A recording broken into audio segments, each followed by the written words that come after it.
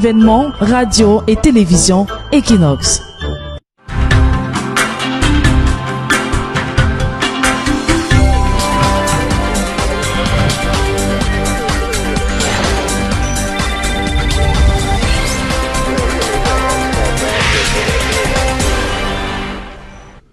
Bonsoir à tous, bienvenue sur le plateau Equinox Soir, votre décryptage quotidien de l'actualité de lundi à vendredi entre 19h et 21h.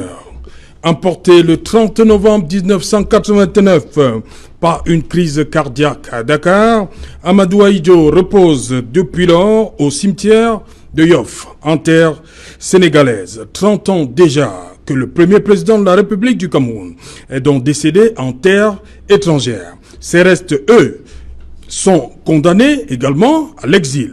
Si pour l'État du Cameroun, leur retour reste une affaire de famille, beaucoup d'hommes politiques pensent que c'est une affaire de la nation tout entière. Le professeur Maurice Kamto, leader du mouvement pour la renaissance du Cameroun, va plus loin en s'offusquant de cette mise entre parenthèses de la mémoire de celui qu'il qualifie de grand bâtisseur. Comme pour marquer son désaccord et mettre davantage la pression sur le pouvoir, il dit, et je le cite, « Personnellement, si M. Biya devait quitter ce monde avant moi, je n'accepterai jamais que l'on bafoue sa mémoire. » Fin de citation. Tout à l'heure, à 20h, c'est la grande édition d'information, suivie quelques instants après du débrief du journal. Madame, Monsieur, tout de suite et maintenant, c'est le fait du jour.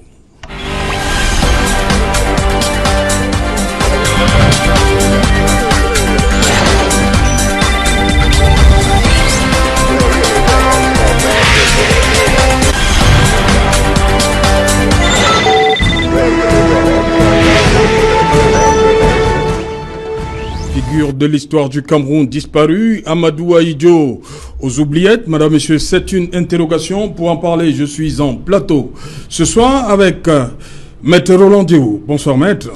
Bonsoir Serge Alain Autou, bonsoir à mes copanélistes, bonsoir aux millions de téléspectateurs d'Equinox Soir que je retrouve avec un grand plaisir. Pourquoi vous précisez que vous retrouvez, Maître Diou? Parce que je n'ai pas été sur votre Non, plateau. je vous ai laissé constituer votre dossier. Hein. Oui, je ne me plaignais pas, monsieur Autou, je ne Voilà. me plaignais pas. Sauf Oui. que c'est un fait. Le Oui. fait est que, effectivement, Et après, il y a aussi eu cette décision. Je vous ai peut-être laissé le temps de digérer aussi. Hein. Encore une fois, monsieur Autou, je n'étais pas en train de me plaindre. Ce n'est pas Ok. une plainte, ce n'est pas Oui. un reproche. Oui. C'est juste un fait. Ok. Et je disais que après cette période-là, pour toutes les raisons que vous avez évoquées et pour d'autres raisons encore, Oui. je retrouve les téléspectateurs de l'Equinox Soir avec le même plaisir et le même honneur de participer à des échanges qui, je l'espère, permettront que nous puissions modestement contribuer à l'avancement de notre société. Okay. Barrister Kamal Liman, you're welcome. Thank you very much, Mr. Lenoto.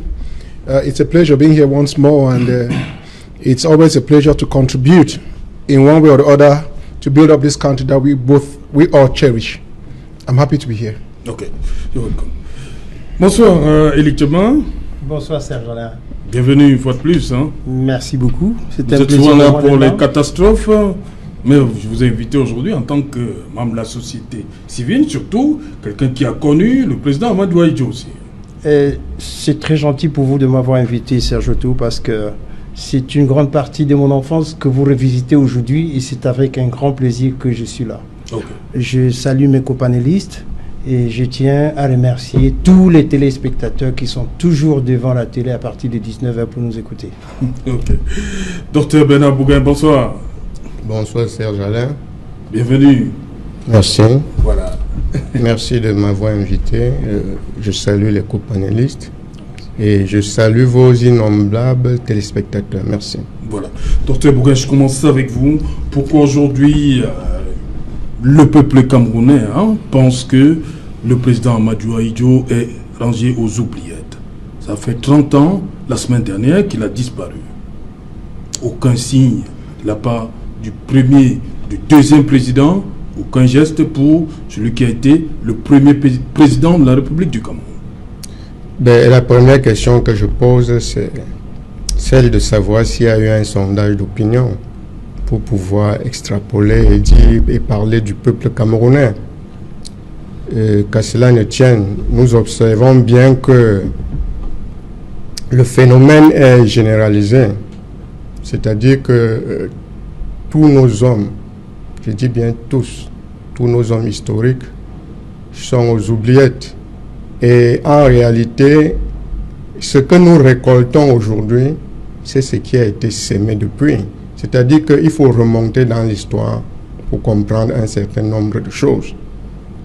Lorsque les colons arrivent en Afrique, ils arrivent avec des idées ethnocentristes bien arrêtées. C'est de faire des Africains des peuples sans histoire, sans culture, pour pouvoir justifier ce qu'ils ont appelé œuvre civilisatrice. En réalité, il s'agissait pour eux de justifier leur visée hégémonique et colonisatrice, voire même néocolonisatrice. Maintenant, vous savez, une belle façon pour eux d'effacer cette mémoire, c'est d'imposer leur culture, d'imposer leur histoire, avec la force des armes. Aujourd'hui, nous exprimons en français, nous connaissons toute l'histoire française et anglaise, et vous savez très bien qu'il y a eu des accords où il était exigé que même nos programmes scolaires soient façonnés depuis l'Occident. Et vous vous rendez compte que nous, de cette génération, nous ne pouvons produire que ce que nous avons reçu. Étant tout enfant, on nous a imposé cette histoire. Aujourd'hui, nous ne concernons même pas notre histoire. Nous ne faisons que enseigner aussi ce qu'on nous a enseigné à nos enfants. Jusqu'à ce qu'il y ait une révolution historique et culturelle. Il faudrait bien que, pour qu'il y ait cette révolution historique et culturelle, que des gens écrivent notre histoire. Maintenant, au-delà de ça, sachez que sur le plan international, il existe un marché où chaque État essaye d'imposer sa culture et son histoire. Parce que derrière cela, on réussit à beaucoup vendre sur le plan économique. Vous savez, si c'est l'histoire française, la culture française que vous maîtrisez, votre première réaction sera d'aller en France. Cela leur permet de gagner beaucoup de devises sur le plan touristique, mais également de beaucoup acheter chez eux. Ça, c'est une chose. Et dites-vous bien que tous nos hommes historiques qui ont été enfouis dans les oubliettes, ce n'est pas un hasard de l'histoire. C'est qu'en réalité, on ne fait que perpétuer ce qui a existé depuis le commencement. Et cela nous permet de bien dire que ceux qui clament haut et fort qu'en réalité, les États africains sont souverains, oui, juridiquement, mais sur le plan commercial, sur le plan culturel, sur le plan historique, sur le plan économique, sur le plan militaire, sur le plan... Est-ce qu'ils sont donc effectivement souverains? Ok. Maintenant, la faute à la France? On oublie Ahidjo du fait de la France? Non, vous savez, je m'associe à peu près à 80% à ce que vient de dire le docteur Bougain. Oui. Le constat qu'il posait est tout à fait, de mon point de vue, exact. Celui selon lequel nous n'avons pas à proprement parler d'histoire propre. Oui. J'aime bien sa chute lorsqu'il questionne en quelque sorte notre souveraineté. Et je suis très amusé précisément que ce soit un cadre du RDPC qui, ce soir, lorsqu'on parle de questions culturelles, en viennent à convenir avec le bon sens de ce que, précisément, la notion de souveraineté ne peut pas être agitée tout le temps lorsqu'on veut se cacher pour perpétrer, par exemple, des violations graves des droits de l'homme et vouloir que cela reste impuni. Nous faisons donc le même constat de ce que nous avons une souveraineté relative. Je ne dirais pas que nous ne sommes pas souverains, mais nous sommes obligés de constater que nous avons une souveraineté relative. Vous allez me permettre, parce que nous parlons des figures de l'histoire du Cameroun disparu, Le cas spécifique d'Amadou de Ahidjo. commencer par rendre hommage, oui, le cas spécifique du feu président Amadou Ahidjo.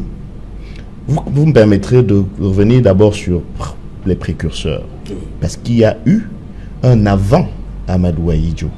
Et comme la thématique principale de cette émission tournera autour du président Amadou Ahidjo, permettez-moi de revenir d'abord sur les précurseurs qui ont elles aussi marqué l'histoire du Cameroun et qui sont elles aussi, eux aussi les précurseurs, oubliés. Parce que qui parle dans ce pays, qui enseigne à nos enfants qui était Rodolphe Douala Mangabel, qui leur enseigne qui était Adolphe Ngosodine, qui leur enseigne qui était un peu plus récemment dans l'histoire Ruben Oumniobé. Et quand je parle de Ruben Oumniobé, c'est avec beaucoup d'humilité, parce qu'on nous a présenté, à ma génération qui n'est pas celle du docteur Bougain, mais à nous déjà, on nous a présenté Ruben Oumniobé comme un nationaliste, mais seulement. On n'a pas dit assez aux Camerounais que Ruben Oumniobé était d'abord un idéologue, qu'il a produit de la pensée, qu'il a écrit, qu'il avait une structuration pour son combat, pour le combat qu'il menait avec ses camarades, qu'il a un passé de syndicaliste, qu'il a travaillé au sens propre du terme pour l'émancipation des populations du Cameroun. Je ne parlerai pas de Castor Osende Afana, qui est quand même le premier docteur en économie du Cameroun. À quel âge? À quel âge? Et enfin, quand je dis enfin, ce n'est pas pour dire que la liste est exhaustive, de Ernest Ouandié, qui est probablement la dernière figure de cette génération dorée de Camerounais qui avaient un sens patriotique chevillé au corps et qui étaient prêts au sacrifice suprême pour que le Cameroun soit digne et libre dans le concert des nations. Donc dans ce contexte-là, il faut effectivement poser le constat selon lequel le Cameroun doit se réconcilier avec son âme, avec sa mémoire. Et c'est dans ce sillage que, effectivement, intervient la question de la mémoire de l'ancien chef de l'État, le président Amadou Ahidjo, le feu président Amadou Ahidjo, que ceux de ma génération n'ont pas connu. En tout cas, ils ne l'ont pas connu pendant l'exercice de son pouvoir, mais nous l'avons également, nous avons pu le connaître à travers les témoignages, à travers le rendu, le compte rendu, entre guillemets, de ceux qui ont vécu cette époque-là. Et on est un peu obligé, quand on est de ma génération, de faire le constat que si on compare les deux époques, on peut extirper de cette époque-là des questions de liberté publique, de démocratie, pour faire simple, mais qu'à côté, il y a aussi beaucoup de travail que le président Amadou Ahidjo avait fait. Il y a que le président Amadou Ahidjo avait effectivement mis le Cameroun sur un certain rail, le rail de son développement, au prix évidemment de tout ce qu'on sait. Mais c'est l'histoire du Cameroun. Il est important que cela soit su et que cela soit enseigné pour que effectivement l'on puisse se réconcilier en tant que Camerounais avec nous-mêmes, avec nos devanciers, avec nos figures, parce que dans cette figure précise du président Amadou Ahidjo, il y a des éléments d'inspiration. Quelqu'un avait écrit, et je crois que c'était Mongo Betty, Amadou Ahidjo, patriote et despote. Si on peut mettre de côté le côté despote d'Amadou Ahidjo, il faut souligner son côté patriote. Et dans le contexte dans lequel nous vivons aujourd'hui, surtout quand on observe la façon par laquelle le RDPC et son gouvernement nous gouvernent de manière très médiocre, avec un manque criard de sens patriotique, on a envie de se poser la question, pourquoi nous a-t-il fait ça, président Amadou Ahidjo? Pourquoi nous a-t-il laissé entre les mains de ceux de ses collaborateurs qui probablement manquaient le plus de patriotisme? Parce que 40 années environ après qu'il ait gracieusement remis le pouvoir à son premier ministre de l'époque, qui, dans toutes les communications publiques qu'il fait, n'ose pas prononcer son nom et l'appelle son illustre prédécesseur. On se demande bien quel est le mal qu'on avait pu faire pour mériter une telle gouvernance chaotique. S'il faut donner des illustrations, regardez seulement la Coupe d'Afrique des Nations que nous avons déjà fait glisser une fois pour l'édition qui devait avoir lieu en 2019, qui risque encore de glisser en 2021. Mais dans le même contexte, on n'arrive pas à faire glisser les élections annoncées pour résoudre un problème qui tient à la soudure du vivre ensemble camerounais. Et je veux parler de la crise qui se noue à nos portes, non loin, dans le nord-ouest et le sud-ouest. Ok. Barista, est-ce que vous comprenez pourquoi le président, 30 ans après, que ça passe toujours comme ça, inaperçu? On se souvient, quelques rares personnes, le 30, on se surprend. Ah, c'est aujourd'hui qu'il est parti. Vous comprenez cette attitude-là? No. Pourquoi le président Ahidjo aujourd'hui est presque rangé aux oubliettes? It is unfortunate that he's kept in the oblivious. And contrary to my respectable colleague, I had the opportunity to be born when he was the president. So at least I know some positive things he did. But you see, I will not agree that we need to blame the Western world that his memory is kept in the oblivious. No. The question we should be asking is why, and who had to do something. Voilà. And to me, the current head of state has the obligation. I don't say it's a favor. Yes. He has an obligation. A symbolic obligation. Yes, to bring back the corpse of our late head of state. On a dit à un moment que c'était une affaire de la famille Ahidjo. It cannot be a family matter because Ahidjo is a public figure. Ahidjo belongs to Cameroon. It does not make sense that you take Alfred Seka, you take foreign how do I put them? Colonel Leclerc, you take military and you give a national image on them, and then our own president, who did a lot in this country, you think that is a family man. I just stop being a family man. It is in our patrimony. He is our president and remain part of our history. Now it is the responsibility of his successor to bring back his corpse and organize a state burial. You know, it hurts when you think that some military people who are killed, maybe in the war in Bamenda or wherever, are given national burial, state burial, and that a president of the republic they have never thought that a president, the late president, could be given such an honor. I think the real problem is that of not having a forgiving heart, that of bearing grudges. That's the right word we should say, because if our current president is not bearing any grudge, he would have brought Ahidjo's corpse back in Cameroon. And now he equally forgets the fact that he represents Cameroon. And therefore, if he's acting in that capacity to bring Ahidjo back in Cameroon, the corpse back, he's acting on behalf of Cameroonians. But unfortunately, it will appear he puts his own sentiments first before that of the Cameroonian people. Whether we like it or not, Ahidjo is part of our history. And whether we tell it or not, Ahidjo remains part of that history. And Alain, so much wrong is going on in this country, and I think it is time we start correcting them. I am not partisan to say this party has done this, has done that, but the responsibility is on the head of state to bring back the president. He should know one day, I don't pray for it, but it's natural that one day too something will happen to him. Is it going to be fair that they try to wipe his name from the Cameroon history? It is time Cameroonians should revindicate that the memory, that the history that Cameroon has be brought into the limelight. Ok.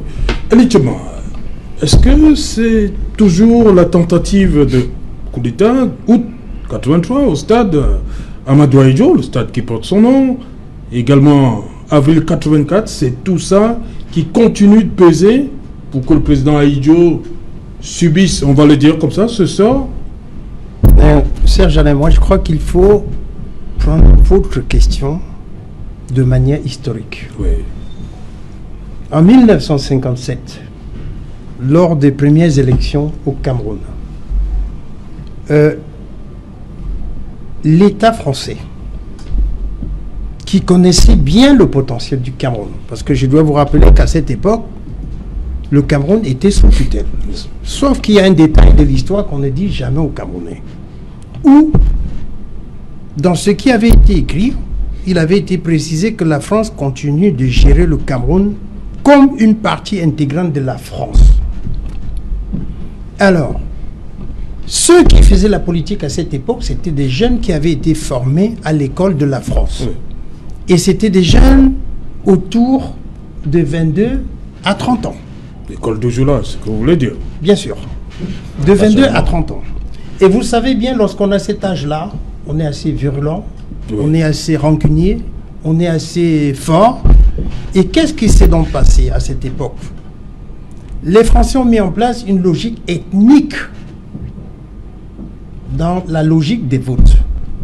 Ce qui a créé, depuis les années 58, je dirais au Cameroun en politique, une sorte de guerre fratricide et à la limite de guerre mortelle. Nous le constatons encore aujourd'hui. Sur votre plateau, on constate très souvent que deux membres de partis politiques différents ont des propos parfois, je ne qualifierais pas. Ce qui veut dire que cette réalité politique a cultivé de la haine qui fait que Ahidjo étant devenu président, et si on vous explique historiquement comment lui-même est devenu président, en ayant bousculé André-Marie Bida. André-Marie Bida, ouais. sur base d'une élection mal barrée, et Albert Bida, avant de devenir... André-Marie Bida. André-Marie Bida, avant de devenir Premier ministre, on se rappelle bien que l'UPC avait été interdit. Oui. Et avant d'être... après son interdiction, il avait refusé d'aller aux élections, tout en ayant confiance au parti qui était dirigé par Sopo Piso, croyant que celui-là aussi n'irait pas aux élections.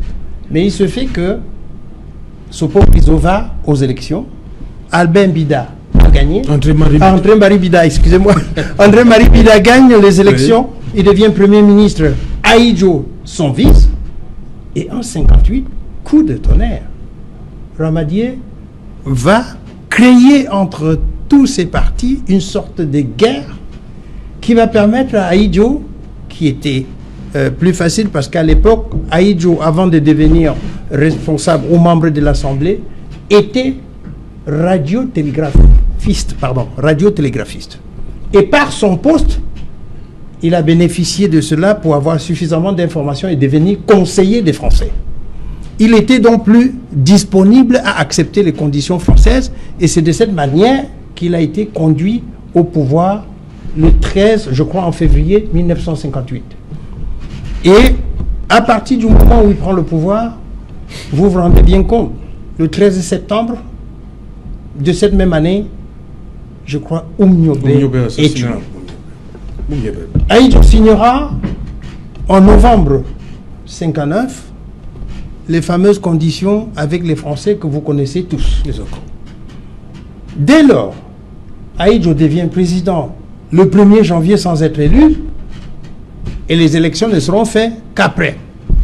À partir de ce moment, Ahidjo a pour conduite d'éliminer tous ceux qui étaient contre les Français et c'est pour ça qu'il a dit tout à l'heure, je suis né 1 an après qu'Ahidjo soit Premier ministre, mais je peux vous dire que à 7 ans, quand vous sortez de chez vous et que vous voyez vos parents dehors, assis sur les fesses, les mains sur la tête, je crois que c'est difficile de supporter. On devait se taire. Mais de l'autre côté, on avait droit à tout.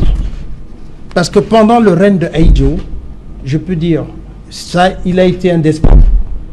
Mais au point de vue développement, comme il disait tout à l'heure, il y a eu 6 plans quinquennaux qui ont fait du Cameroun une sorte de lumière de l'Afrique.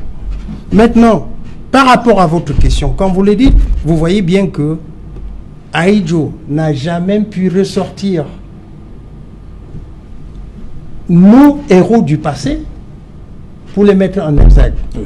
Nous sommes pourtant des Bantous, parce que chez nous, le mort a un sens. Quel que soit ce qu'on a évoqué tout à l'heure par rapport aux puissances étrangères, je crois qu'on parle d'ici de nos morts. Ouais. Ce n'est même pas l'économie.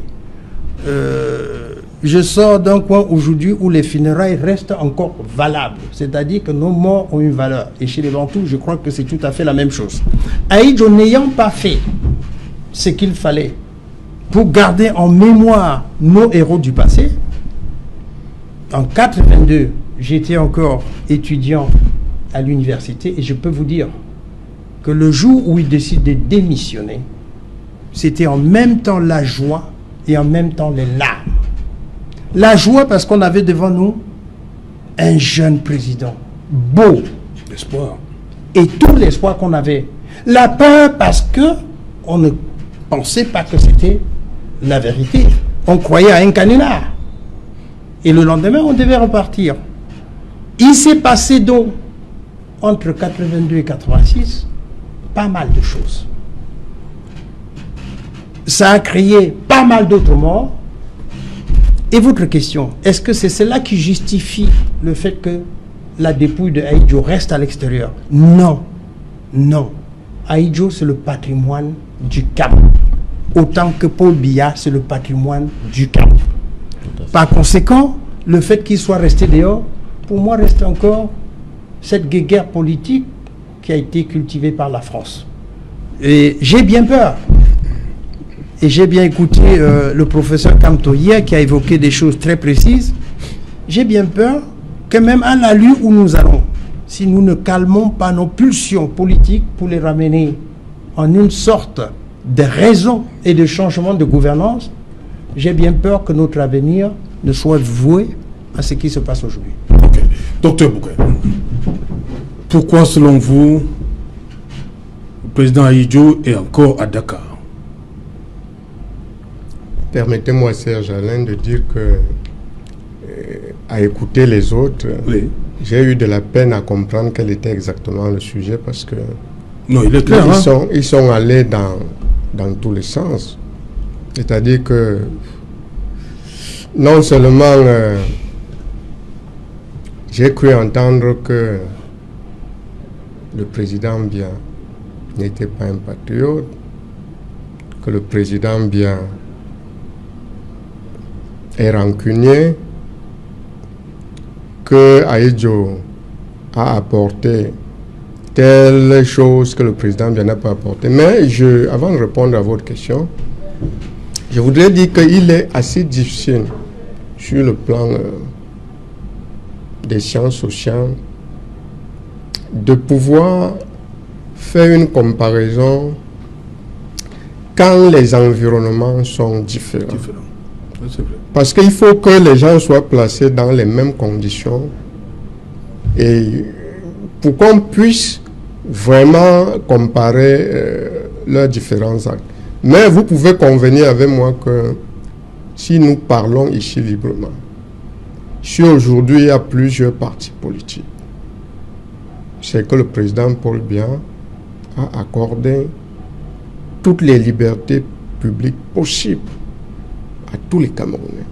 À ce niveau, personne ne peut lui contester cela. Nous pouvons admettre que il est un grand patriote, que c'est bien lui qui nous a apporté la démocratie dans les années 90. C'est bien lui. Il est un grand patriote en ce sens que avant, parce que nous avons des problèmes dans ce pays depuis seulement 2016, et nous savons d'où sortent ces problèmes, mais pendant longtemps, il a réussi à maintenir notre pays dans la paix. Et vous savez qu'il y a d'autres États qui, du fait de l'inexpérience et du manque de sagesse de leurs leaders, se sont retrouvés dans la merde. Ce n'est pas notre cas. Parce que même la situation dans laquelle nous nous trouvons, si c'est un président fougueux qui gérait cette situation, on ne sait pas où on en serait. Parce qu'il a les moyens, je vous reprécise qu'il a les moyens militaires de mettre un terme à cette histoire, mais on va dire qu'il a fait le génocide, crime contre l'humanité, crime de guerre, et donc il ne s'attaque pas, il ne va pas attaquer ceux qui s'attaquent à l'intégrité territoriale, il ne va pas les chercher dans leur base. c'est eux qui sortent, attaquent, on les repousse. Vous vous imaginez bien que là où ils sont logés dans la forêt, si nos militaires, si on se dit que maintenant on va en guerre contre eux, et que les militaires commencent à descendre pour aller au front, ils ne peuvent pas tenir. Mais il n'est pas là pour verser du sang des gens, il est là pour défendre la patrie. Et je dis bien qu'un autre président fougueux, j'étais né, je venais de naître quand le maquis a déclenché. Vous savez comment ce maquis a été maté. Ça n'a pas rigolé. C'est pour dire que si peut-être c'était encore ce premier président, hein, on en aurait terminé peut-être, mais qu'est-ce qui se serait passé? Peut-être qu'il y aurait eu intervention étrangère, parce qu'on allait prétexter qu'il y a le devoir, comment ça s'appelle encore? Le devoir d'un gérant humanitaire, hein? On allait prétexter cela. Vous avez parlé tout à l'heure qu'il ne faut pas comparer les époques. Bon, comparer le maquis à ce qui se passe au nord-ouest et au sud-ouest. Non, ce que je voudrais dire, c'est que les individus, il y a des individus qui vont en guerre. Oui. Mais notre président, c'est pas un va en guerre. Ouais, si on revenait donc à la question. Bon, pourquoi le président Ahidjo est toujours dehors? 30 ans après. Oui, je reviens à la question, mais j'ai voulu essayer de mettre les points sur les yeux. Je n'ai pas terminé, oui, parce que les attaques fusaient de tous les côtés. Hein, les attaques ont fusé de tous les côtés. Je n'ai même pas le temps de répondre. Mais je voudrais dire que le président Biya a indiqué, et je crois que c'est aussi ça la position du droit, qu'il appartient à la famille. Le corps d'un homme, fut-il ancien président, lorsqu'il meurt, le corps d'un homme appartient d'abord à sa famille. Nous sommes fonctionnaires. Quand vous voulez que, par exemple, l'État ou l'administration ou travailleur, votre défunt ou votre défunt puisse faire quelque chose, c'est vous qui entreprenez la démarche. Il y a des autorités qu'on va rencontrer. Donc, il appartenait à cette famille, et le président l'a redit, de demander ou de saisir officiellement le Cameroun pour dire ce qu'eux ils veulent. Si la famille a choisi d'enterrer, vous croyez que si la famille choisit d'enterrer le corps à Dakar, vous allez les obliger de venir enterrer ce corps ici? Et cela d'autant plus que je voudrais rappeler, certains de ces enfants ont choisi de s'exiler, même sa femme. Il y en a d'autres qui sont restés ici. Je crois qu'il y a au moins 2 de ces enfants qui sont dans le sérail actuellement. Pour dire que le président Biya n'est aucunement rancunier. Ils occupent de très bons postes. Si Madame Ahidjo et ses 2 autres filles décidaient de rentrer au Cameroun, ils seraient bien accueillis autant que ça s'est passé avec l'autre. Et s'ils décidaient de rentrer avec le corps de leur papa ou du mari, puisqu'il s'agit bien de Mme Germaine Ahidjo, le Cameroun allait prendre toutes les dispositions. C'est pour dire que le président Biya est un homme de liberté, qui accorde toutes les libertés aux gens, qui leur permet de prendre des initiatives. Et ça ne va pas être une partie de ping-pong, c'est-à-dire il dit que bon, c'est à la famille de prendre l'initiative, la famille dit c'est à toi de prendre l'initiative. Finalement, qui est le président de la République? C'est lui qui vous demande prenez les initiatives et le reste va se faire. Vous lui dites non, c'est à toi de prendre les initiatives. Et c'est ce qui se passe, hein? Ben, le regretter. Voilà. Barrister. Yes, Mr. Allen. Before I get into the subject, I just want to make a clarification. Yeah. It is an insult to Cameroonian when you sit and say it's the head of state that gives us freedom. That's true. It is an insult because he started developing his argument that the context, right, the sociological context, determine you cannot judge 2 things that happen in different sociological contexts. It's the same thing with Cameroon. You will not tell me that this country signed and ratified international treaties to respect my right, and that the Constitution upholds those rights, and you tell me that the right is there because the president is it's what a kind person, he tolerates. No, sir, that is not true. He is doing it because he's obliged to respect my rights, and if those rights are not respected, I have the right to complain and seize international the courts for my rights to be for reparations to be done. So I end with that. When you say that Aidio's corpse, right, belongs to the family. Why are we playing? Why are we not being honest? It does not belong. His corpse does not belong to his family. He's a state man. He falls under our patrimony. Let me tell you, Mr. Seshalek, my father was not up to the rank of a president. He was a policeman. When my father died, the police organized the burial. The police did everything. They stood there. They took guard. They did everything right up to when they went to the grave. They shot their guns. Who was my father? He was just a policeman. And what do you think about the head of state? Commander-in-chief. Commander-in-chief. No, it is. We should not play with words. Then, when we say that, we should not make a mistake because we insult history by saying certain things. That the president gave democracy. That's not true. Democracy was seized in this country. And may I remind you that it was done in Bamenda. When Ni John created the first political party, Anglophones died. People died. And so you should not sit there today and tell and make statements that the president gave democracy. No, he didn't give. We seized. And it is still what we are doing today. We are still seizing. Still struggling. Because he gives democracy to nobody. And when you think that, you know, it is, as I said before, it's an insult to think that I need to get up and say thank you because I have liberty, when I know that the country has signed and ratified treaties that guarantee my rights. So the corpse of our late president remain an asset to this nation, and it is for the nation to organize such a state burial. And it is. Je peux parler s'il vous plaît. Quand vous parlez, je vous ai pas interrompu. Permettez-moi de finir. Allez-y donc, Barrister. So, it is wrong to think that the state cannot initiate the repatriation of his corpse. The state should do it, and it's the right thing to be done. Oui, je suis très étonné. Oui. C'est-à-dire que nous avons quand même là des avocats. Ils savent très bien ce qu'on appelle des ayants droit. C'est pas possible que l'État soit un ayant droit d'Amadou Ahidjo. C'est pas possible.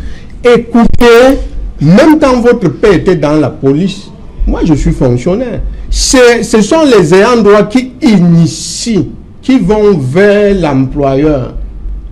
Et après être allé vers l'employeur, on te met en contact avec le service régional ou départemental du contrôle des finances. Tout se déclenche là-bas. Il y a un ensemble de formalités à faire. Ce sont les ayants droit qui accomplissent cela et l'État, à travers l'administration, prend le relais. C'est ça la procédure. Ok. On ne peut pas venir, l'État ne peut pas venir discuter le corps avec des ayants droit. Ça ne se fait pas. C'est ce que j'essaye d'expliquer. I would like first to say thank you to my counsel, and what you have said, I agree with you. Je voudrais ajouter ceci. On vient de nous décrire la procédure administrative. Moi, je crois qu'il faut qu'on respecte les Camerounais. Parce qu'on va... mon confrère a parlé tout à l'heure du sentiment qu'on peut avoir de se sentir insulté quand certaines choses sont décrites. Et je ne suis pas très loin de penser la même chose. Surtout lorsque j'entends qu'on parle de procédure à déclencher ou à faire déclencher en convoquant de manière probablement hasardeuse la notion d'ayant droit en face d'avocats. Voyez-vous, il y a une telle vacuité symbolique dans ce pays. C'est-à-dire que ceux qui nous gouvernent sont incapables de savoir ce qu'on appelle les symboles. Au point où, sur un plateau de télévision, un soir de grande écoute, on vous explique que pour que la dépouille d'un ancien chef de l'État retrouve la terre de ses ancêtres, il faut que les ayants droit fassent des procédures. On navigue dans un monde qui est difficile à regarder. Donc ça, vous ne savez pas ça, hein?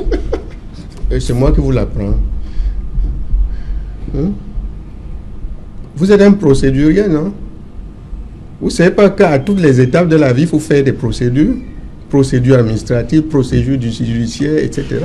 Et quand on rajoute à cette... Le MRC faisait les procédures, non? Et quand on rajoute à cette première injure la seconde qui consiste de manière aussi inélégante d'interrompre les gens alors qu'ils ont la parole, pour après indiquer aux Camerounais qu'on a la liberté parce que Paul Biya nous l'a gratifié. Et quand on vient sur un plateau empêcher aux autres d'exprimer ce petit peu de liberté chèrement acquis, ce n'est pas un exemple qu'on veut donner aux autres. Donc je vous prierai, monsieur le docteur Bougain, de respecter mon temps de parole. Vous avez eu 2 fois la parole déjà. Vous avez même intervenu avant que je n'ai l'occasion de le faire pour faire des précisions de procédure. Et vous seul savez où vous tirez cela. Ce que je veux dire, c'est que, et avant d'être interrompu, je parlais des symboles. Il y a un symbole qui est la fonction de chef de l'État. C'est une institution. Et je crois que c'est souvent ceux du RDPC qui aiment me rappeler que M. Biya qui est là, ce n'est pas M. Biya, c'est, disent-ils, le président de la République. Sauf que cette fonction de président de la République a été occupée précédemment par un autre Camerounais qu'on appelle Amadou Ahidjo. Et vous ne pouvez pas dire décemment aux Camerounais, en les regardant droit dans les yeux, que son sort ou le sort de sa dépouille est une question banalement familiale. Je dis banalement. Parce que, et c'est cette banalité qui est insultante lorsqu'on parle de symbole, lorsqu'on parle de... Quand mon confrère a parlé tout à l'heure des obsèques des policiers, la sagesse aurait voulu que l'on comprenne que si à ce niveau-là, on peut avoir droit symboliquement à ce type d'égards et d'hommages, à plus forte raison, celui qui est le commandant en chef des forces de l'ordre, des forces armées, le chef de l'État. Et on vient nous parler d'ayant droit pour des questions de procédure. Ça veut dire que le président qu'il soutient, qui est, et vous le savez, arrivé par effraction au pouvoir, ne sait pas ce qu'on appelle les symboles et est incapable d'avoir la hauteur des grands chefs d'État qui est celle, comme l'aurait fait un pape, de canoniser les figures importantes de la nation pour que cela serve de repère, pour que ces repères s'enracinent le plus profondément possible pour servir des guilleurs aux générations présentes et aux générations futures. Et donc, c'est extrêmement affligeant, même pour quelqu'un de ma génération, je dis affligeant, de voir que nos aînés sont incapables de comprendre qu'il faut qu'ils nous donnent des bons exemples. Il faut qu'ils nous montrent le chemin. Et le chemin qu'ils nous montrent nous conduit tout droit vers un abîme qui ne peut pas permettre de réconcilier le Cameroun dans ses mémoires plurielles. Ces mémoires plurielles qui sont troublées. Ces mémoires plurielles qui doivent être réconciliées. D'où je viens, on dit que si le successeur n'organise pas les funérailles de celui de qui il tient sa succession, il risque la malédiction. D'où je viens, c'est assez fort de savoir faire les funérailles du prédécesseur. Et quand vous dites qu'il faut faire les procédures, je vois que le docteur Bougain est vêtu des attributs qui laissent penser qu'il est comme moi au courant de ce genre de conception de l'ancestralité et de la prédécession. Il devrait savoir que on risque de perpétuer les épisodes de malédiction sur des générations et des générations encore si on ne comprend pas que la symbolique de la commémoration de nos mémoires est une urgence nationale. Et en tout cas, en ce qui concerne le professeur Maurice Kamto et le MRC, et vous le savez surtout parce que il y a eu de sa part une adresse fortement suivie, et je ne vous le fais pas, je ne vous l'apprends pas, au cours de laquelle, sur cette question-là, il s'est exprimé et il a indiqué qu'il est une urgence que la dépouille du président Amadou Ahidjo puisse retrouver la terre de nos ancêtres dans le cadre d'une commémoration nationale, officielle, parce que c'est du domaine du patrimoine national. Et j'ajoute qu'il y a également une question accessoire à celle-là qu'il faut adresser, celle du sort de la veuve de Amadou Ahidjo. Parce qu'on a prétendu tout à l'heure qu'ils ont choisi l'exil. Je suis en mesure de dire que cela n'est pas exact. Ils ont probablement été contraints à l'exil. Et effectivement, il y a urgence que que les restes de Amadou Ahidjo reviennent au Cameroun. Urgence. Pour nous, quand on suit le développement de Medjeo, chez nous, les Bantous, c'est important de faire les funérailles du prédécesseur. Permettez-moi, Serge Alain, avant de répondre à ce que vous posez comme question, de préciser une chose au docteur Bouguin. Nous sommes en train de parler des gens qui sont morts, dont nous parlons à titre posthume. Et c'est pour cela que nous ne pouvons pas évoquer le président Biya. À force de prendre certaines positions... Ben, lui, il évoque son président Kanto. On parlait de... S'il vous plaît, permettez. C'est son habitude. Permettez, s'il vous plaît. On parlait de Ahidjo et des autres Camerounais morts. C'est moi le premier à parler du président. Non, Biya. je vais dire tout à l'heure, vous avez pris la parole pour dire qu'on était égarés dans dans nos propos, et vous nous avez précisé tout ce qui est fait par le président. Oui, parce qu'il a dit le contraire concernant mon président.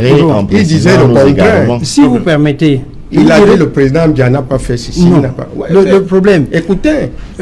Vous me permettez, s'il vous plaît? Vous n'allez pas continuer à toi comme ça. Non. Je ne suis pas en train de tirer sur vous. C'est tout simplement. Non, s'il vous plaît, monsieur Bouguin. Voilà.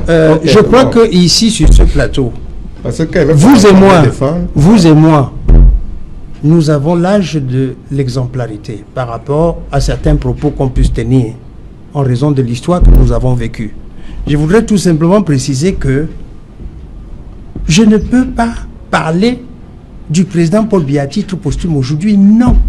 Et c'est pour ça que je dis, parfois vous tenez des propos sur des faits et des réalités qui rendent inaudibles même les meilleures actions du président de la République. Par conséquent, je vais revenir sur votre propos concernant M. Ahidjo. Oui, il appartient à sa famille en tant que père de famille Ahidjo. Mais il est le père de la nation camerounaise. Et à ce titre-là, vous voulez bien me dire qu'un chef du village appartient à sa famille. Ça me paraît difficile à comprendre. Ah oui. À partir de ce moment, je vous dis, s'il vous plaît, et je réitère, j'insiste et je persiste, je dis que c'est d'abord une affaire des ayants droit. Les ayants droit s'occupent de ce qui reste le patrimoine lui appartenant. D'abord, le corps de Ahidjo est d'abord le patrimoine national. Je crois que c'est le président. Qui vous a dit ça? Que ce soit, j'apprends tout ça. Vous apprenez ça où? Excusez-moi s'il vous plaît, je suis né dans une région... Je vous dis que ce n'est pas ça. Ce que vous avez dit, qui vous a appris ça? Je vous dis que ce n'est pas ça. Ce que vous avez dit, qui vous a appris? Et quand vous dites que ce n'est pas ça, il semble que vous êtes dépositaire de la science infuse absolue, au point où quand vous le dites, il ne nous reste plus qu'à dire Amen. Dites Amen quand je vous parle de ces choses. Je vous dis que... Dieu me garde de vos enseignements. Je vous dis que le corps appartient d'abord aux ayants droit. Allez, je suis d'accord. Au chef traditionnel. Je suis d'accord. Allez-y. D'abord. Oui, si vous permettez. Le corps appartient à la famille, bien sûr. Mais je peux vous dire d'abord. Voilà. Bien sûr. Même s'il appartient d'abord, vous devez savoir que à l'extérieur, quand on reçoit Ahidjo, ce n'est pas Ahidjo de sa famille. C'est le Ahidjo en tant que président du Cameroun. Ok, on revient un peu le temps d'aller rencontrer Cédric Noufelé pour le 20h. Bonsoir Cédric. Au menu ce soir, Cédric. Bonsoir Serge Alain, bonsoir à vos invités. Ce soir, nous reviendrons sur les événements politiques les plus marquants de cette fin d'année 2019, après une interview exclusive du professeur Maurice Kamto sur les raisons et les motivations réelles du MRC pour boycotter les élections législatives municipales. Le gouvernement vient de réagir, condamnant la surenchère politique, le chantage et dénonçant des tentatives d'ingérence étrangère pour un report indéfini des élections et sur les questions de la sécurité dans les régions anglophones concernant durant les élections législatives municipales. Le gouvernement n'a pas vraiment apporté des clarifications. Vous écouterez les ministres de l'administration territoriale et le ministre de la communication lors d'un point de presse conjoint qui s'est tenu à Yaoundé. Nous en parlerons dans le journal de 20h. Nous reviendrons sur la position de la classe politique concernant ces élections dans les régions du nord-ouest et du sud-ouest, au moment où il y a les Nations Unies qui condamnent le meurtre d'un agent humanitaire et Camerco qui se plaint d'avoir été victime d'une attaque armée lors de l'atterrissage d'un de ses avions dans la région du nord-ouest. Nous ferons le point sur ces questions d'insécurité dans le journal de 20h. Nous irons dans l'arrière-pays, notamment dans la région du centre, à Otélé précisément, là où les populations broient du noir, sans électricité, peinent à pouvoir mener des activités économiques et d'autres activités, faute de courant. Et là-bas, le sous-développement est criard. Les populations lancent un cri de détresse que vous écouterez dans le journal de 20h. C'est Jeanne. Voilà, madame, monsieur, fin de cette première partie Equinox Soir. On se retrouve après pour Equinox Soir. Deuxième partie, le temps du débrief. Nous serons toujours en compagnie de nos 4 invités. Place tout de suite, madame, monsieur, au journal de 20h qui vous sera présenté par Cédric Nouffelé.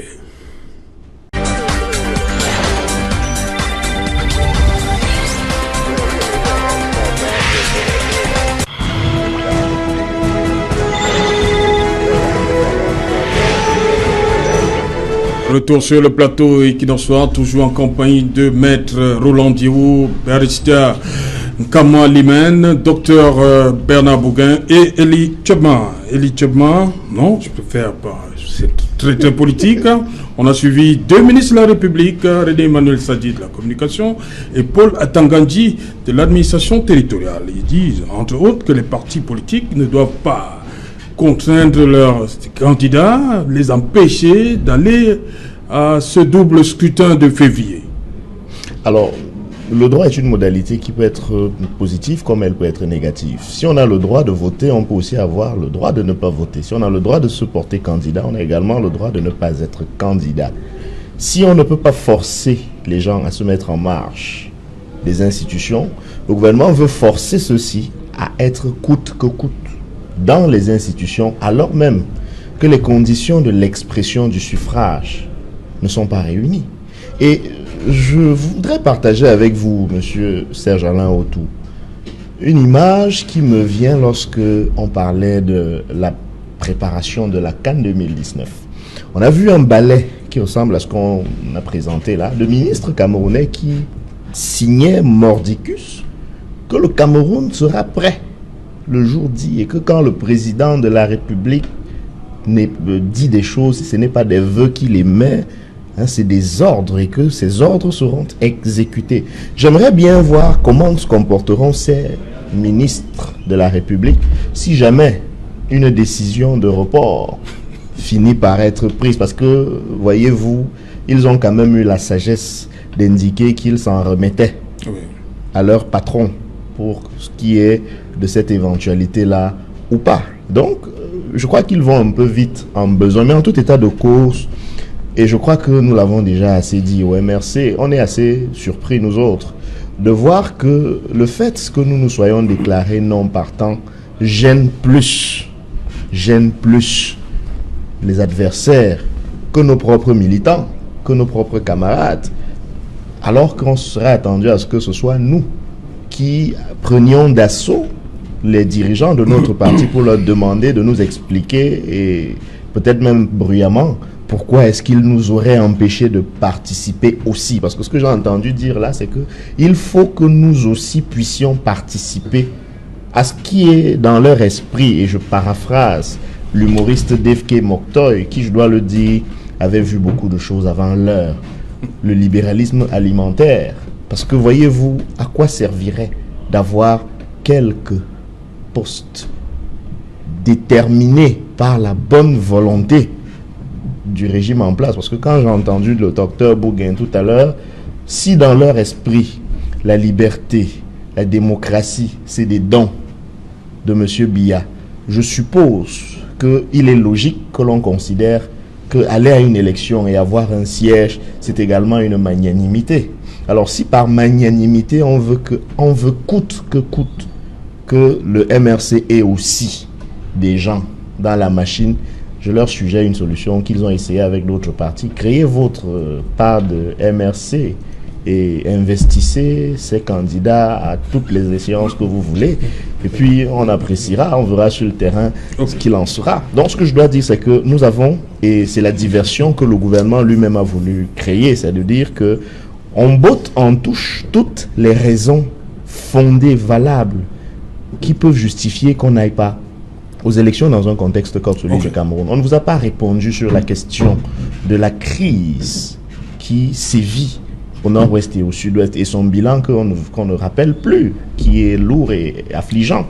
On ne vous a pas dit ce qu'on a décidé de faire par rapport au code électoral. Et le docteur Bouguin, je vois qu'il s'impatiente, je finis simplement sur ces questions-là. Et on ne vous a pas dit ce qu'il en est, du contentieux lié à la crise de légitimité, à la discussion sur la légitimité qui oppose le président élu, le professeur Maurice Kamto, au président sortant, M. Biya. Donc, au bénéfice de tous ci, je crois que le gouvernement, lors de sa communication, a voulu aussi un peu faire le buzz en se disant qu'on ne va pas laisser Maurice Kamto occuper la scène. Il faut qu'on fasse aussi quelque chose. Docteur Bouguin, Maître Diou a dit quelque chose là tout à l'heure. Le MRC a décidé de ne pas aller au double scrutin, à ce double scrutin de février 2020, mais ça dérange beaucoup. Vous êtes concerné par cette... Ça dérange au RDPC que le MRC soit absent? Vous savez, selon les théories politiques, le MRC est mort et enterré. Nous avons fini avec le deuil. Et c'est vous qui faites le deuil. Mais vous savez, la dernière fois, il s'était foutu dans le gouffre. La magnanimité du chef de l'État les a sortis de là. La gouvernance par la qu'ils espèrent que cette fois encore, il va les ressusciter. S'il ne les ressuscite pas, s'il ne les ressuscite pas, il n'y aura plus jamais. Je dis plus jamais de MRC ni de Kamto. C'est fini pour eux, ils sont morts, ils sont enterrés. Nous, on a déjà fait le deuil. Ils n'existent plus. Parce qu'un parti qui ne va pas aux élections n'existe pas. Puisque les partis concourent à l'expression du suffrage. Que dit la loi? Mais le président Biya nous a surpris beaucoup. Ces derniers temps, hein, vous disiez que... Oui, c'est pour ça que je vous dis que les autres allaient rester en prison. Il a pris de court tout le monde, y compris vous-même. Il a pris de court tout le monde. Il a eu pitié d'eux et il les a ressuscités. Oui. Et vous êtes sûr qu'il ne va pas reporter là? Mais c'est que c'est encore lui qui les ressuscite. Je suis en train de dire que c'est son impérium, non? Oui. Il a les cartes en main. Il peut se dire que, oh, les pauvres, je leur donne encore une deuxième chance.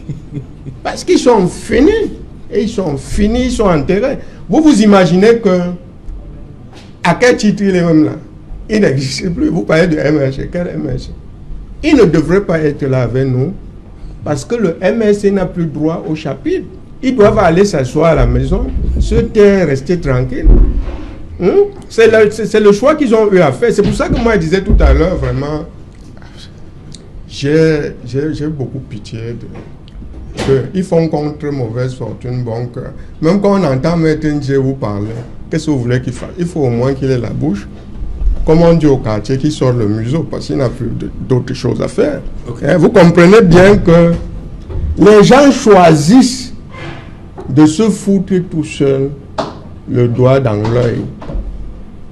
Et espérant que ça vous fait mal plus que non, ça ne fait pas mal, au contraire. Moi j'ai pris acte. Nous avons pris acte. Vous ne faites que ça depuis plusieurs jours. Maintenant, quand ce que le ministre explique, c'est que ce n'est pas normal. Vous buvez le champagne alors? Ce n'est pas normal. Non, boire le champagne, pourquoi? Parce que vous croyez qu'on avait peur de sur le terrain? Aucunement. Le seul problème, c'est que la roublardise a fait en sorte que le président Maurice Kamto, le professeur Maurice Kamto, président du MRC, a choisi de ne donner aucune chance à ses militants d'aller compétir ailleurs. Il a fait acheminer tous leurs dossiers à Yaoundé, il les a confisqués, et à moins de 2 heures de la fermeture, il a décidé que vous n'y allez pas. S'il avait laissé leur dossier, peut-être qu'ils allaient encore courir, se débrouiller à, je ne sais pas comment, à déposer. Mais vraiment, moi je trouve cela très méchant.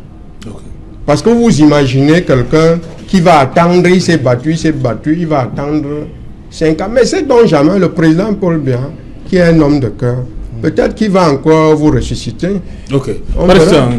You see, when I listen to Dr. talking, I think he missed a very important aspect of MRC. It's an ideology. It's not just a political party. I listened to the president, Professor Maurice Kamto, talk yesterday, and he said he's trying to instill in Cameroonians, right, an ideology. So if you separate ideology from gains in politics, that's MRC.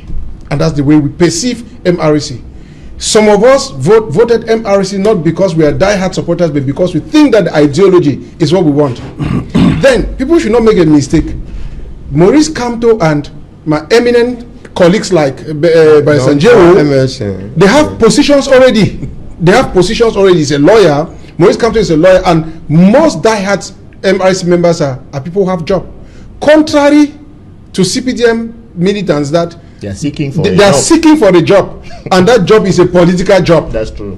You understand? So if you look at MRC as a party that needs position, you're making a mistake. It's an ideology. It's an ideology, and you cannot kill. You cannot kill an ideology. You cannot kill an ideology. Now, going to election, to be very honest with you, I had prayed that MRC should not go to elections. And so when I heard the president took the decision not to go, I said only patriotic and intelligent Cameroonians and honest Cameroonians can see where he's going to. He's honest, he's patriotic, and it takes only those caliber of people to know that he did the right thing. We are suffering today because people rush for positions that are not even able to deliver. Go to the councils, you see the mayors, go to Douala 5, look at the roads, look at the situation, and somebody will sit and boast that is a mayor.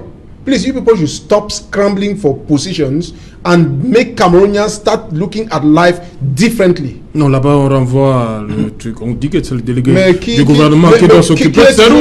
Qui est toujours là? Qui est toujours là? C'est quelqu'un qui est placé par RDPC. Donc nous disons, nommé ou placé, c'est la même chose. Donc nous disons que si on regarde MRC comme seulement un parti politique, n'est-ce pas, avec des gens qui viennent pour avoir des postes, c'est être un peu qui sont dans la société civile. Ils viennent avec une idéologie qui a changé beaucoup de la façon dans laquelle les Camerounais regardaient la politique. C'est maintenant une. So if CPDM and any other people are happy that MRC is not going, it's because they were very, very afraid. Okay. But be rest assured, it is very possible, and is 90% sure that they are going to postpone the elections. Vous y croyez-vous également ce report, Elie Tchoban? MRC finish. Die. Monsieur Serge Alain, nous sommes à une époque de la vie du Cameroun où j'ai l'impression qu'une perception myopique de notre histoire risque de nous tromper. Je constate que dans ce pays, on a deux personnages qu'on ne trouvera dans aucun autre pays, à savoir le président Paul Biya et le professeur Kamto. Deux parcours du destin intarissables. Et je constate que sur nos plateaux... Vous mettez le jour et la nuit côte à côte. S'il vous plaît. Je constate que tout le temps, de part et d'autre, on sème la polémique autour de deux personnages fondamentaux. Alors, si vous voyez l'attitude du professeur Kamto, ce qui me paraît surprenant, c'est pour certains de le prendre pour un ridicule, pourtant c'est un professeur. Il a une attitude pédagogique, il est très fort dans son domaine, et quand je vois ce monsieur à l'âge où il est, c'est un monsieur qui a une vie assouvie. Et ses attitudes me laissent croire que c'est un monsieur, n'est plus un homme politique, c'est un type capable de dire « j'en ai plus rien à cirer pourvu que le Cameroun avance ». Et pour beaucoup qui ne regardent pas le comportement du professeur Maurice Kamto, il s'est entouré aujourd'hui de deux mousquetaires de son âge, à savoir Albin Zongan, qui a un parcours politique et une vie assouvie, et Penda Ekoka, qui est un technocrate assouvi.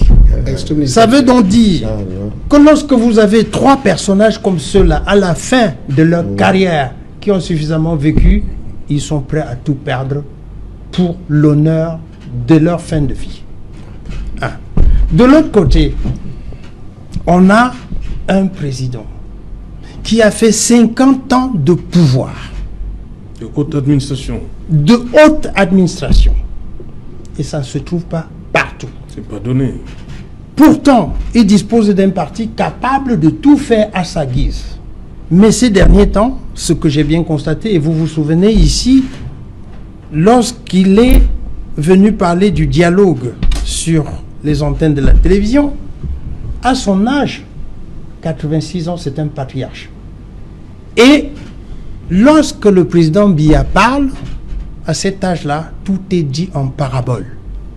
Malheureusement, j'ai bien l'impression que même autour de lui, on ne comprend jamais. Et pour preuve, il a demandé un dialogue, il a vu ce qui s'est passé, et il a pris ses décisions de manière personnelle. J'ai bien l'impression, sauf si je peux me tromper dans mon analyse, que le président Biya est en train de passer la main au professeur Kamto. Vous allez faire fuir le docteur Bougain. Excusez-moi. Tout simplement pourquoi? Écoutez, s'il n'avait pas voulu, le président Kamto ne serait pas sorti, le professeur Kamto ne serait pas sorti de prison. Le professeur Kamto sort de prison, il dit je vais aux élections, et comme il a l'art de sa pédagogie, il pousse les administratifs à la faute, il attend à moins quelques heures de la fermeture. Ça veut dire qu'il a déjà réfléchi avec ses mousquetaires de la stratégie qui doit être faite, et il dit je n'y vais pas. Vous voyez aujourd'hui tout le tourbillon que ça sert. Je ne serais pas étonné demain que le président Biya prenne une position qui est au travers de tout ce que nous pouvons penser. Et à ce sujet-là, je dis tout simplement, nous devons aujourd'hui, non pas pour les hommes politiques de fonctionner en partie double comme les comptables. Ça veut dire que chacun se crame sur sa position en disant j'ai raison, l'autre se crame en disant j'ai raison. Nous sommes dans une situation du Cameroun aujourd'hui où c'est la résilience qui va nous permettre de nous en sortir. Ça veut dire tout simplement en essayant de réfléchir, pas par confrontation, mais par la possibilité de faire sortir le Cameroun du bourbier dans lequel nous nous trouvons. Ok. Dites-moi. Donc j'ai 3 MLC contre moi. Hein. Je ne savais pas ça. Je n'ai aucune chapelle politique, c'est pas mon Mettez Roland. Voilà quelqu'un qui raisonne par l'absurde là. Vous laissez son raisonnement là. Ça fait partie du jeu.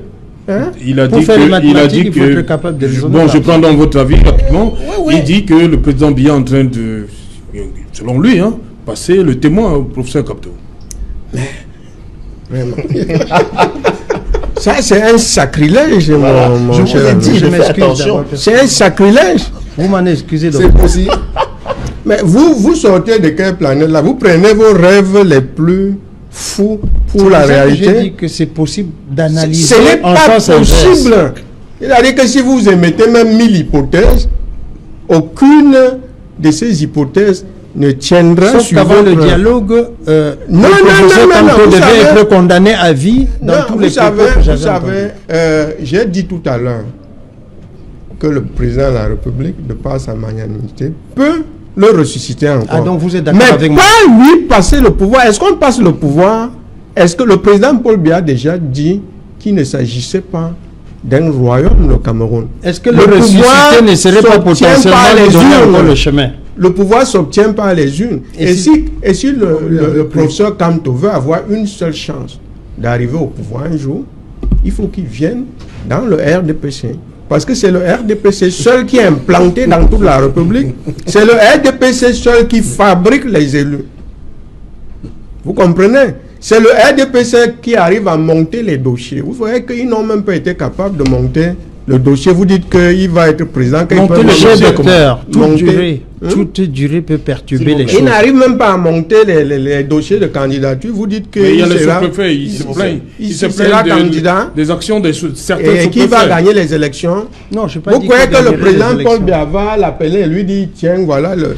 Mais alors, on a pourtant dit au président Paul Biya de tenir le pouvoir. Oui, monsieur Otou, tout à l'heure, vous savez, au RDPC, la contradiction est le sport favori. Le propos précédent, et ce qui est choquant, quand c'est un docteur qui le dit, c'est que le propos précédent consistait à dire que Maurice Kamto a confisqué les dossiers de ses militants à Yaoundé. 2 secondes plus tard, on vous dit que ces dossiers n'existent pas. Mais il a confisqué, pourquoi? Parce que c'était incomplet. Et qu'on allait le ridiculiser avec ça.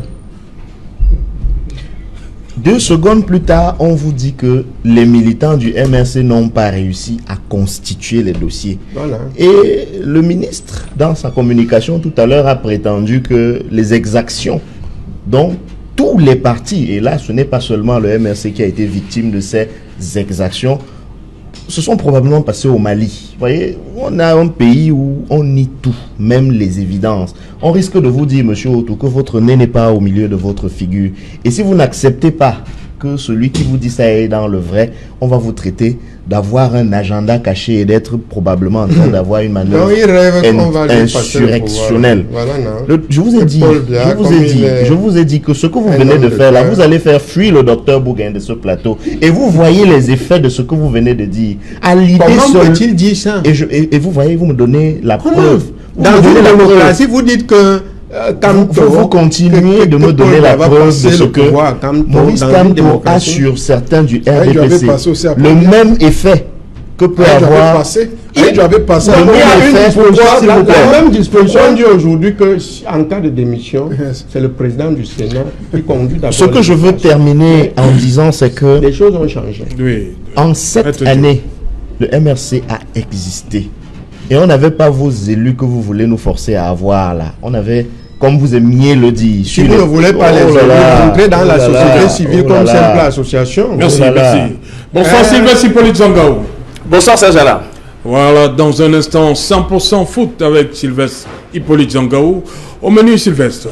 Au menu, le verdict dans quelques instants. Qui sera le Ballon d'Or 2019 du côté de l'Europe? 2 Africains en course, le Sénégalais Sadio Mané et l'Égyptien Mohamed Salah. Mais aux côtés de ces 2 grands talents africains figurent de grosses pointures sur le plan mondial. Cristiano Ronaldo et Lionel Messi qui jusqu'ici restent quand même les favoris. Même si ces 2 Africains ont eux aussi leur chance, pourquoi pas, d'être Ballon d'Or.